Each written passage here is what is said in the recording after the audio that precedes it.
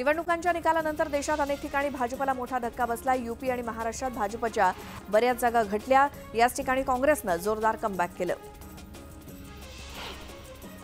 लोकसभा निवडणुकीतील विजयानंतर मोदींनी देशवासियांचे आभार मानले। देशात तिसऱ्यांदा एनडीएचं सरकार बनवणार असा विश्वास मोदींनी व्यक्त केला। निवडणूक निकालानंतर दिल्लीतील भाजप मुख्यालयात पंतप्रधान नरेंद्र मोदींचं जोरदार स्वागत करण्यात आलं। भाजपच्या कार्यकर्त्यांनी पंतप्रधान नरेंद्र मोदींवर फुलांची उधळण केली।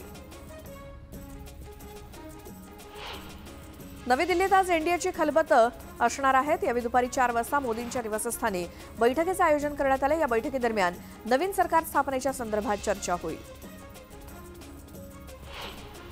बहुमत मिळाल्यानंतर सरकार कामाला लागलंय आणि नवी दिल्लीत केंद्रीय मंत्रिमंडळाची सकाळी 10:30 वाजता बैठक होणार आहे। या बैठकीत पुढील रणनीती ठरवली जाईल। इंडिया आघाडीची मल्लिकार्जुन खरगेंच्या निवासस्थानी बैठक आयोजित केली आहे। यावेळी सत्ता स्थापनेच्या दाव्याबाबत निर्णय होण्याची शक्यता आहे। इंडिया आघाडी सुद्धा सत्ता स्थापनेच्या रेसमध्ये आम्ही सत्ता स्थापनेचा दावा सोडलेला नाही। इंडिया आघाडीच्या बैठकीनंतरच ठोस निर्णय होईल असं सूचक विधान राहुल गांधींनी केलं। धुळ्यामध्ये भाजपला मोठा झटका बसलाय। शोभा बच्चाव यांचा 3831 मतांनी विजय झालाय आणि यावेळी हा विजय धनशक्ती विरुद्ध जनशक्तीचा आहे। त्यामुळे येणाऱ्या काळात मतदारसंघाच्या सर्वांगीण विकासासोबतच शेतकऱ्यांचे प्रश्न सुद्धा सोडवणार असा विश्वास त्यांनी व्यक्त केला। सत्ता स्थापनेचा दावा केलाच पाहिजे अशी प्रतिक्रिया उद्धव ठाकरेंनी निकालानंतर दिली। तर इंडिया आघाडीचा पंतप्रधान पदाचा उमेदवार आज ठरेल असं मोठं विधान देखील ठाकरेंनी काल केलं। शरद पवारांच्या राष्ट्रवादीचे उमेदवार बजरंग सोनावणे यांनी 7000 मतांनी पंकजा मुंडेंचा पराभव केला। त्यामुळे हाय व्होल्टेज लढतीत मराठा आंदोलक मनोज जरांगे पाटलांचा फॅक्टर महत्त्वाचा मानला गेला। दिवसभर अटीतटीची लढत सुरू असताना शेवटच्या फेरीत बजरंग सोनावणेंनी विजय मिळवला। मुंबई उत्तर पश्चिम मतदारसंघात नाट्यमयरित्या मोठा उलटफेर झाला। शिवसेनेचे उमेदवार रवींद्र वायकर हे अवघ्या 48 मतांनी विजयी झाले। तर ठाकरे गटाचे उमेदवार अमोल कीर्तीकर यांचा पराभव झाला। अमोल कीर्तीकरांच्या निकालाला आव्हान देणार असल्याचं उद्धव ठाकरेंनी पत्रकार परिषदेत सांगितलं। मुंबईत अमोल कीर्तीकरांची निवडणूक आम्ही पुन्हा घेण्यासाठी अपील करण्याच्या तयारीत आहोत। त्यांचा पराभव अद्याप झाला नसल्याचं सूचक वक्तव्य ठाकरेंनी केलं।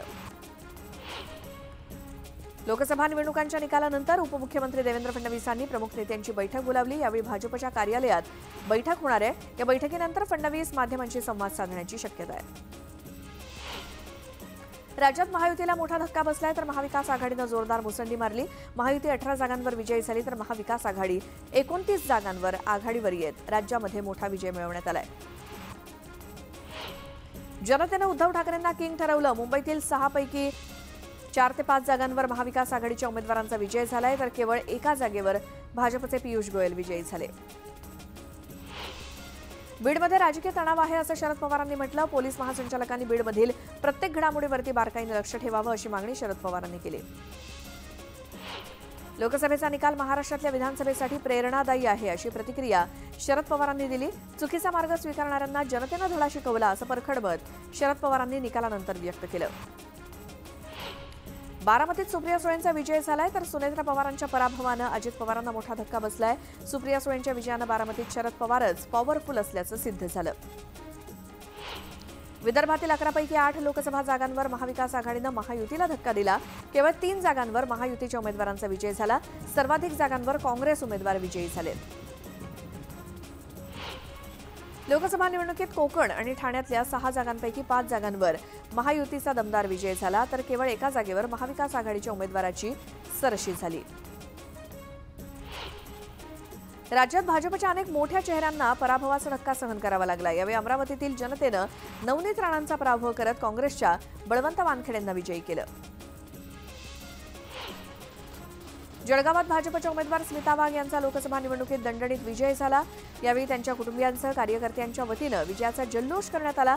ढोल ताशांच्या गजरात नृत्य करत गुलालाची उधळण करत कार्यकर्त्यांनी जल्लोष केला।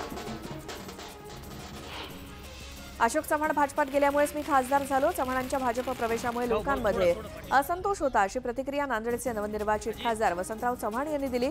भाजप आणि अशोक चव्हाण यांच्याबद्दलची नाराजी आणि मराठा आरक्षण आंदोलनामुळे फायदा झाल्याचं वसंत चव्हाण म्हणाले।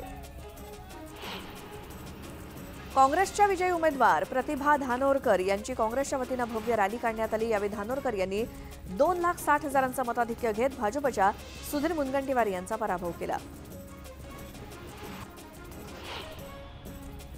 सांगली लोकसभा निवडणुकीत अपक्ष उमेदवार विशाल पाटील यांचा विजय झाल्यानंतर मिरजेत जोरदार जल्लोष करण्यात आला। यावेळी त्यांचं मिरज शहरात जंगी स्वागत करण्यात आलं। त्यांच्यावर गुलालाची उधळण करत जेसीबीच्या साहाय्याने 21 फुटी हार घालण्यात आला। अकोला लोकसभा निवडणुकीत भाजपचे माजी खासदार संजय धोत्रे यांचे पुत्र अनुप धोत्रे यांचा विजय झाला। यावेळी जिल्हा निवडणूक निर्णय अधिकारी अजित कुंभार यांच्या हस्ते विजयी उमेदवार अनुप धोत्रे यांना प्रमाणपत्र देण्यात आलं। सर्वसामान्यांचे प्रश्न असतील ते सोडवण्याचा प्रयत्न करेन असा विश्वास अनुप धोत्रेंनी व्यक्त केला। विजयानंतर नितीन गडकरींनी जनतेचे आभार मानलेत। नागपूरला स्वच्छ, सुंदर आणि प्रदूषणमुक्त शहर बनवण्याचे स्वप्न पूर्ण करणार, मी विदर्भ नाही तर देशात काम करणार अशी प्रतिक्रिया गडकरींनी दिली। नितीन गडकरींच्या विजयानंतर त्यांच्या घरी आनंदाचं वातावरण बघायला मिळालं। कार्यकर्त्यांच्या गर्दीत सुद्धा गडकरींनी नातवासाठी वेळ काढत त्याच्यासोबत आनंद साजरा केला। ठाकरे गटाकडून छत्रपती संभाजीनगरची जागा गेल्यानं आजचा निकाल हा एका डोळ्यात हसू तर दुसऱ्या डोळ्यात आसू असा आहे अशी प्रतिक्रिया विरोधी पक्षनेते अंबादास दानवे यांनी दिली। हा निकाल शिवसैनिकांचं मनोबल वाढवणारा असल्याचं दानवे म्हणाले। लोकसभा निवडणुकीच्या निकालानंतर अजित पवारांनी जनतेचे आभार मानले। राष्ट्रवादी काँग्रेस आणि महायुतीला राज्यात अपेक्षित यश मिळू शकलं नसलं तरी भविष्यात हे चित्र बदलण्याची ताकद आपल्यात आहे असा विश्वास अजित पवारांनी व्यक्त केला। शिवसेनेला पहिली सत्ता ठाण्यानं दिली तर खऱ्या शिवसेनेचा पहिला खासदार सुद्धा ठाण्यानंच दिला असं नरेश म्हस्के म्हणाले। मला आमदार बनवणार म्हणून शपथ घेणाऱ्या सर्वोच्च नेत्यांनी दुर्लक्ष केलं, मात्र मुख्यमंत्री एकनाथ शिंदे यांनी मला खासदार केलं असं म्हस्के म्हणाले। लोकसभा निवडणुकीच्या निकालात बाजी मारलेल्या शिवसेना उद्धव बाळासाहेब ठाकरे गटाच्या अनिल देसाई यांनी थेट उद्धव ठाकरेंनीच पंतप्रधान व्हावं अशी इच्छा व्यक्त केली आहे। तर त्यांनी त्यांच्या विजयाचे श्रेय बाळासाहेबांवरील निष्ठा आणि ठाकरेंनी दाखवलेला विश्वास या गोष्टींना दिलाय। भिवंडी लोकसभेत महाविकास आघाडीचे उमेदवार सुरेश म्हात्रे उर्फ बाळ्यामामा यांनी 66,221 मतांनी दणदणीत विजय मिळवला। यावेळी त्यांनी भाजपच्या केंद्रीय मंत्री कपिल पाटील यांचा पराभव केला।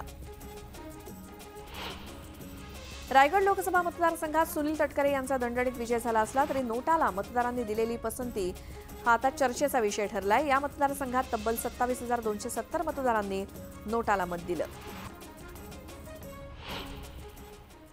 आणि आता एक सविस्तर